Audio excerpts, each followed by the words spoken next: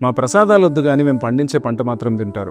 పంట వేయడానికి ముందు ప్రతి రైతు భూమి పూజ చేసే మొదలు పెడతాడు కదా, మరి అక్కడ లేని అభ్యంతరము ప్రసాదాలు తినడం వచ్చేసరికి ఎందుకు అని కొందరు అడుగుతున్నారు. చూడండి, ఫస్ట్ పాయింట్ ఏంటంటే మార్కెట్ ప్లేస్లో ఏదైనా కొనుక్కొని ఎలాంటి విచారణ లేకుండా తినొచ్చు అని బైబిల్లో ఉంది.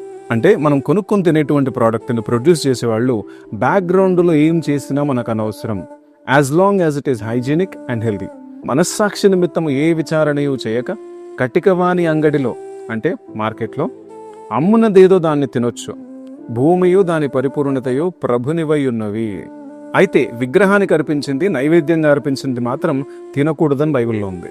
ఒకవేళ తెలియకుండా అదంటే ఆ విషయంలో దేవుని కృప మనల్ని ఖచ్చితంగా కవర్ చేస్తుందని కూడా బైబిల్లో ఉంది. మన మతాలు వేరైనా, కులాలు వేరైనా, మీ ఇంటికి కానీ ఫంక్షన్ కానీ పిలిచి భోజనం పెడితే మాకు తినడానికి ఎలాంటి అభ్యంతరం లేదు.